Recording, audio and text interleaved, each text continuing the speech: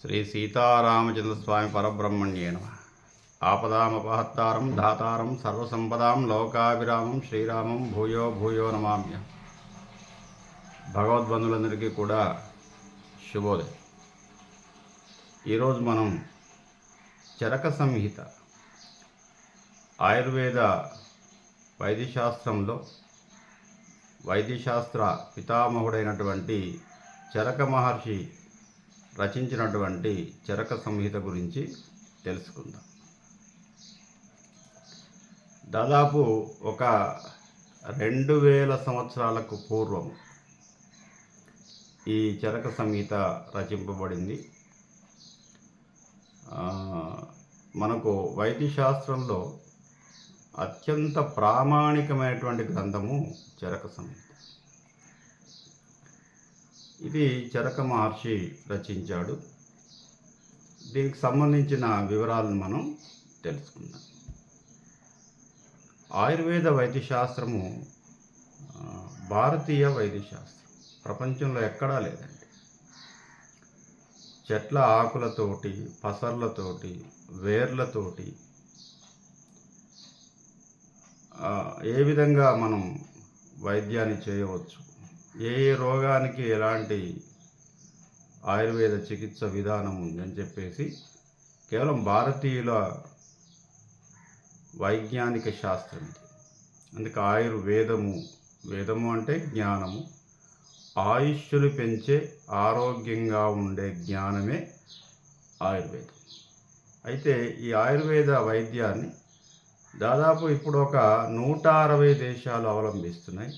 అది కూడా భారతీయ వైద్యశాస్త్రమే. భారతీయులు ఈ విధంగా చెట్ల పసర్ల ద్వారా, వేర్ల ద్వారా, ఆకుల ద్వారా ఏదో వైద్యాన్ని చేస్తారట అని పరిశీలించి మన ఆయుర్వేద శాస్త్రాన్ని అడాప్ట్ చేసుకొని అక్కడ వాళ్ళు అనేక రకాలైనటువంటి రోగాలను చికిత్స చేసుకుంటున్నారు. ముఖ్యంగా ఈ రోజున అమెరికా లాంటి దేశాల్లో భారతీయ వైద్యశాస్త్రము ప్రామాణికంగానే వాళ్ళు స్టాండర్డ్ మెడికల్ సైన్స్గానే దీన్ని పరిగణలోకి తీసుకొని అక్కడ వాడుతున్నారు. ముఖ్యంగా మన ఆయుర్వేద శాస్త్రజ్ఞులు రచించినటువంటి గ్రంథాలని జర్మనీ, జపాన్ వారు అడాప్ట్ చేసుకొని ఇవాళ చరక సంహిత జపాన్ భాషలో ట్రాన్స్లేట్ చేయబడింది. అక్కడ వాళ్ళు కంప్లీట్గా దాదాపు ఒక మన దేశంలో ఏ విధంగానైతే ఆయుర్వేద శాస్త్రం ఉందో జపాన్, జర్మనీ, కొంత శాతము చైనాలో కూడా ఉంది. తర్వాత రష్యాలో, సింగపూర్లో, అరబిక్ దేశాల్లో కూడా మన వైద్యశాస్త్రాన్ని అవలంబిస్తున్నారు. చరకుడి కన్నా ముందు చరకుడి సమకాలికులు కూడా, సుశ్రుతుడు చరకుడి సమకాలికుడు, అంతకుముందు వాగ్భటుడు ఉన్నాడు, గర్గుడు ఉన్నాడు.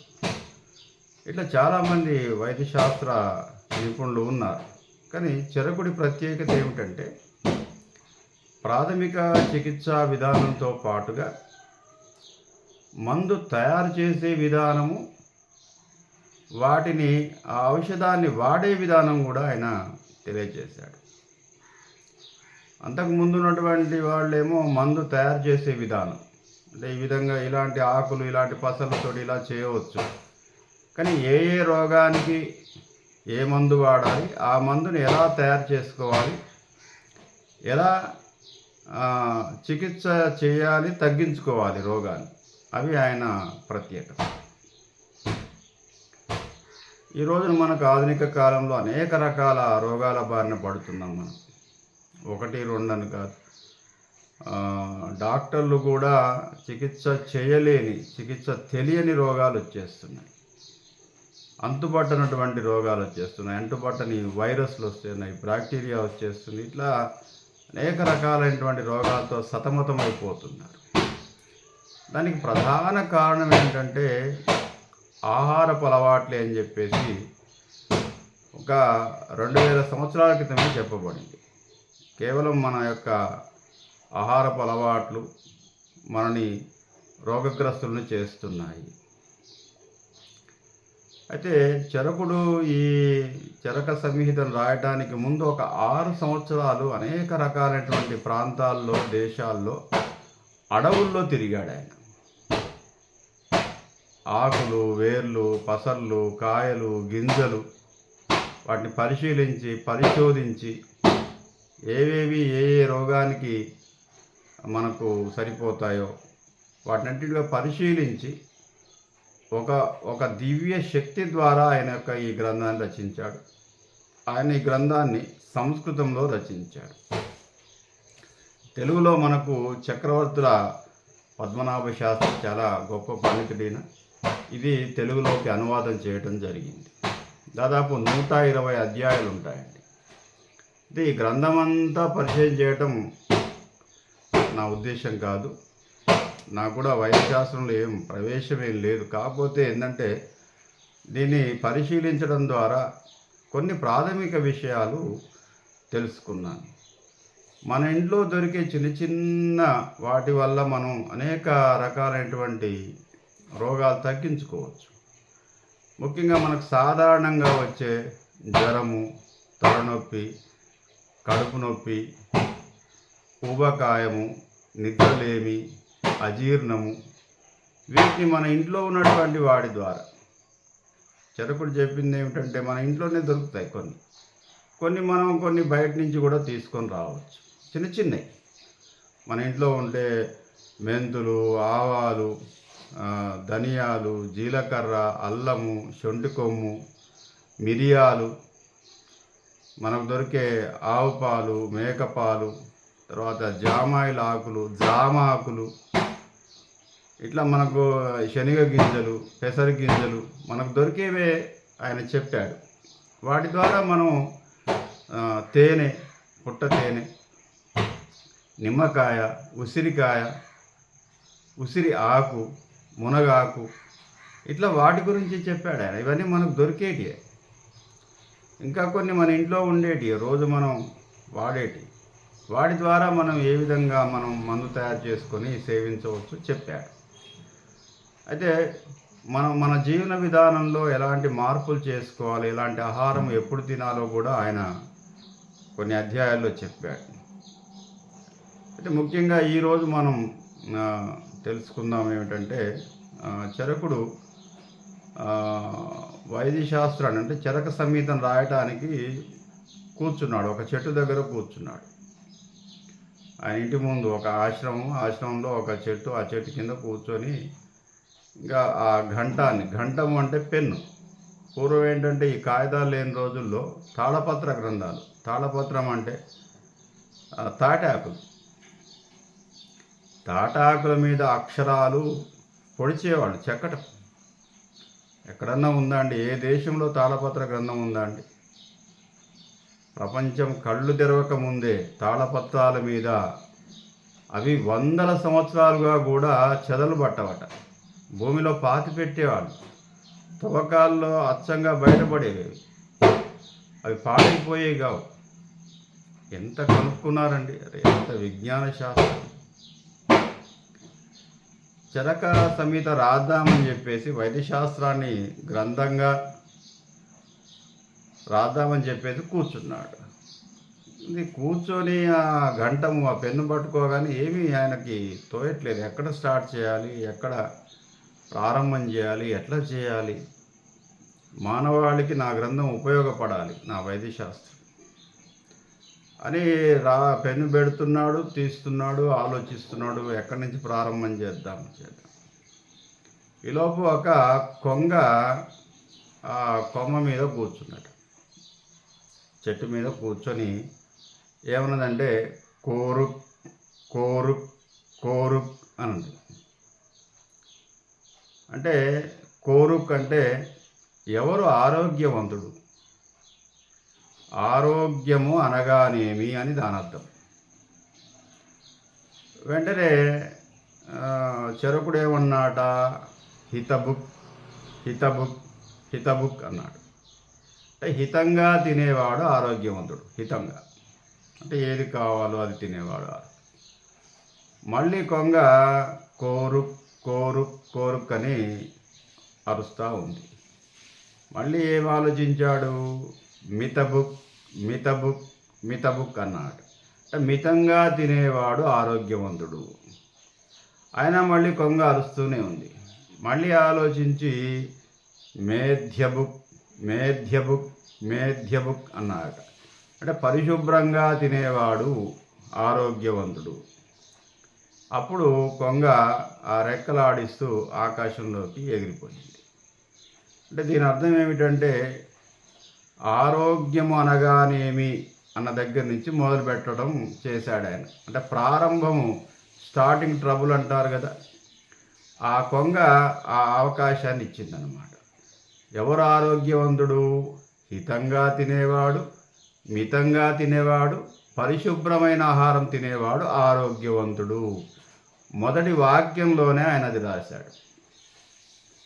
ఆరోగ్యవంతుడు ఎవరయ్యా అంటే మితంగా, హితంగా, పరిశుభ్ర ఆహారాన్ని తినేవాడు ఆరోగ్యంగా ఉంటాడు అనే వాక్యాన్ని మొదలు పెడుతూ కొన్ని ప్రాథమిక విషయాలు ప్రారంభంలోనే చెప్పాడు. ఏమిటట అంటే ఉష్ణం అశ్నేయ. అంటే మనం రెండవ భాగంలో వచ్చే వారంలో మరికొన్ని విషయాలు తెలుసుకుందాం. ఇప్పుడు ప్రాథమికంగా ఎలాంటి ఆహారాన్ని భుజించాలో చెప్పాడు ఆయన. ఉష్ణం అశ్నేయ అంటే అతి వేడిగా ఉన్నాయి కానీ పూర్తిగా చల్లారిన పదార్థం కానీ తినకూడదు. గోరువెచ్చగా ఉండాలి ఏ పదార్థమైనా.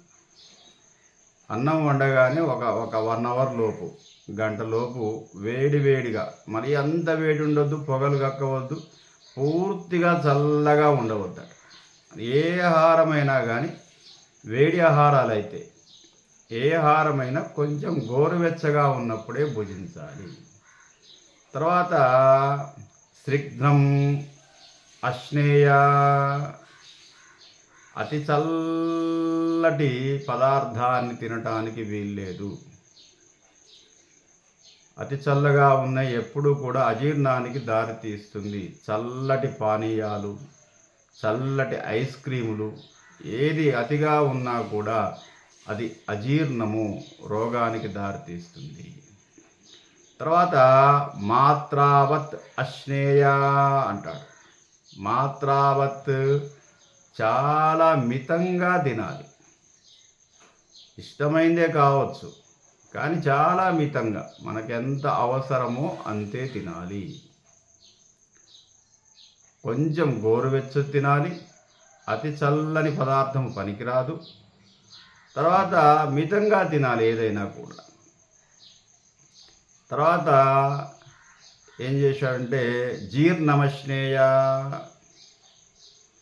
మనము తిన్న ఆహారము పూర్తిగా జీర్ణమైన తర్వాతనే మనం మళ్ళీ మరొక పదార్థాన్ని తినాలి. ఎలా తెలుస్తుంది అంటే చరకుడు చెప్పినటువంటి ఏంటంటే ఏ ఆహారము తిన్నా ఒక 3.5 గంటల తర్వాత మళ్ళీ తినాలి. ఈ 3.5 గంటల వ్యవధిలో కేవలం మంచినీరు మాత్రమే తాగాలి. ఇంకా ఏదో పళ్ళరసము తిన్నా కానీ అది ఆహారంగానే భావించబడుతుందట. నీటిలో ఏది కలిపినా ఆహారమే, కేవలం మంచినీరు మాత్రమే తాగవచ్చు. 3.5 గంటల తర్వాత మళ్ళీ ఏదైనా ఒకటి మితంగా తినవచ్చు. దాన్ని ఏమంటే జీర్ణమశ్నేయ, పూర్తిగా జీర్ణం కావాలి. ఆకలి కావాలి, ఆకలైనట్టుగా మనకు తెలియాలి. ఆకలైనప్పుడు మాత్రమే తినాలి, అది జీర్ణం. తర్వాత విరుద్ధం అశ్నేయ అంటే విరుద్ధమైన ఆహారం తినడానికి వీల్లేదు. మనం ఇప్పుడు ఏమంటున్నారంటే జంక్ ఫుడ్ అంటున్నాను. జంక్ విరుద్ధమైన ఆహారాలన్నీ కలిపి తింటాడు, అది విషంగా మారుతుందట. అంటే ఉదాహరణలు చాలా చెప్పాడు ఆయన. ఉదాహరణకి ఏంటంటే మాంసాహారము తిన్న తర్వాత పాలు తాగకూడదు, అది విషంగా పరిణమిస్తుంది. తర్వాత కోడి కూర తిన్న రోజున పెరుగు తాగకూడదు, అది విషమైపోతుందట, విషాహారం అయిపోతుంది. అదే పాయిజన్ ఫుడ్ అంటారు, ఫుడ్ పాయిజన్ అంటారు కదా. మనకు ఇప్పుడు పేపర్లో రోజు హాస్టల్లో అక్కడిక్కడ పిల్లలు ఫుడ్ పాయిజన్ అయిపోయి అస్వస్థతకు గురి అయ్యారు. ఫుడ్ పాయిజన్ అంటే విరుద్ధాహారాలు.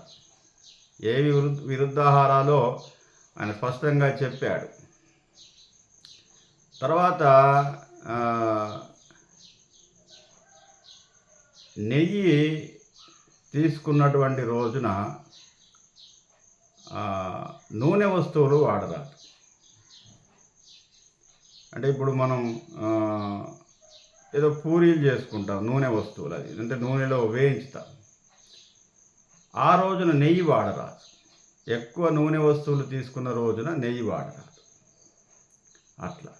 తర్వాత తేనె నెయ్యి వాడరాదు కలిపి. తేనె పదార్థాలు తీసుకున్న రోజున నెయ్యి వాడరాదు. తేనె నెయ్యి కలిపి తీసుకోరాదు. ఇట్లా కొన్ని విరుద్ధమైనటువంటి ఆహారాలు ఉన్నాయి. అంటే అతి చల్లటి తీసుకున్న తర్వాత వేడి తీసుకోవటం, వేడిది తిన్న తర్వాత ఏదో మళ్ళీ ఐస్ క్రీమ్ తినటం, ఇట్లా కొన్ని విరుద్ధమైనవి చాలా చెప్పాడు. కొన్ని ఉదాహరణకు మాత్రమే. మిగతా భాగంలో ఇంకా కూలంకషంగా మనం తెలుసుకుందాం. తర్వాత మనకేంటంటే వేగం అశ్నేయ, అతి వేగంగా తినటానికి వీల్లేదు. చాలా నెమ్మదిగా. మనం ఒకసారి ఒక ఆహారాన్ని నోట్లో పెట్టుకున్నామంటే మనకు 32 పళ్ళు ఉంటాయి కదా, 32 సార్లు నమలాలట.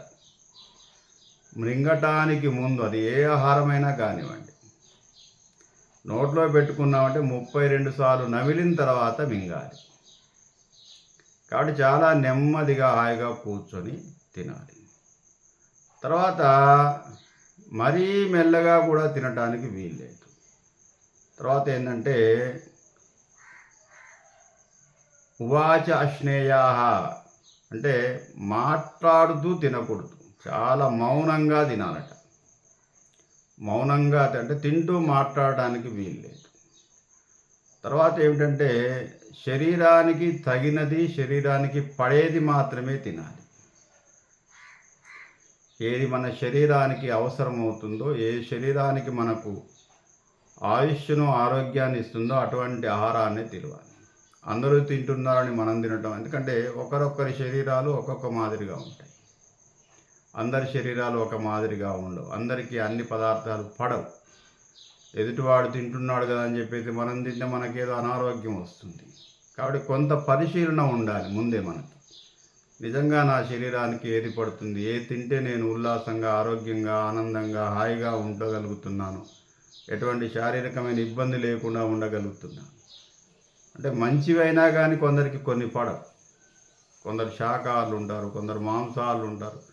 కొందరికి కొన్ని రకాల మాంసాలు పడతాయి, కొందరికి కొన్ని రకాల శాకాలు పడతాయి, కొందరికి పాలు పడవు, కొందరికి పెరుగు పడదు, కొందరికి నెయ్యి పడదు, కొందరికి తేనె పడదు. ఎలర్జీ ఉంటుంది శరీరానికి. అది తెలుసుకొని తినాలి. ఇవి కనుక ఆచరించినట్టయితే ఆరోగ్యకరంగా ఉండటానికి ఎక్కువ అవకాశం ఉంటుంది.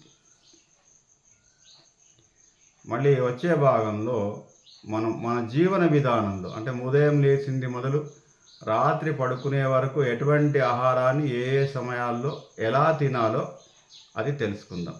చరకుడు చెప్పినటువంటి పుస్తకం ఆధారంగానే ఆయన చెప్పినటువంటి వైద్య చిట్కాలు చిన్న చిన్నవి తెలియచేస్తూ మన దైనందిన జీవితంలో ఉదయం నుంచి రాత్రి పడుకునే వరకు ఎటువంటి ఆహారపు అలవాట్లు కలిగి ఉండాలో, దాంతోపాటుగా మళ్ళీ మనకు సమయం ఉన్నట్టయితే చిన్న చిన్న రోగాలకు చిట్కాలు ఏ విధంగా చెప్పాడో అవి మళ్ళీ ఒక భాగంలో చెప్పుకుందాం.